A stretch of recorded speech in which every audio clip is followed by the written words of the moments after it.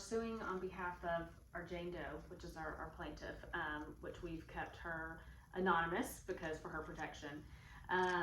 And the players in this instance, in the case that we filed just recently, it was a Quality Inn hotel, and the incident occurred in 2014, and so we're suing the owners who were basically owned the Quality Inn in 2014.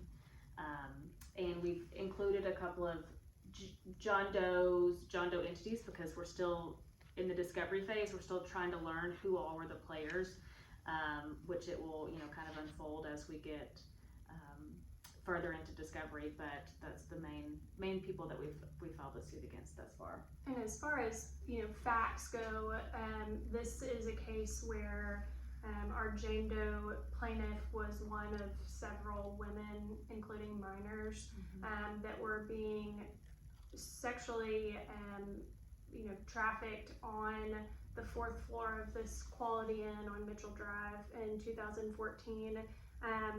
Or to the best of our knowledge and the research we've done in all of this, that 4th floor was being solely used for the purpose of trafficking. It was actually being lived in almost like an apartment setting, and our plaintiff in this case, along with many other women on that floor, along with minor females, were being essentially held against their will. These are not prostitutes, and I think that's a huge misconception.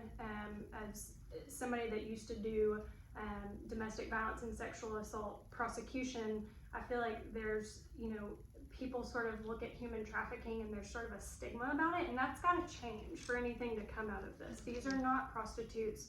These are victims of sexual assault, sexual exploitation, and so these women were being forced, held against their will, kidnapped, and being kept there and forced to perform, up to 10 to 20 sexual acts with strangers, customers per day.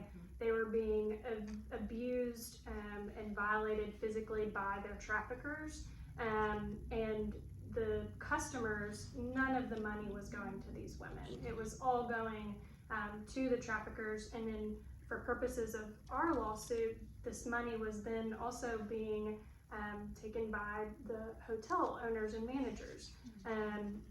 That's our point here, is that there is a higher duty in this situation when you're dealing with a business owner who either has personal knowledge of this kind of criminal activity going on and that there's harm being done to somebody on their premises, or that there's enough obvious evidence where they should have known that this was going on based on the facts of the case, how long they were there, what was going on, what was being heard and seen, that safety procedures were not being followed to properly secure the premises and keep people safe.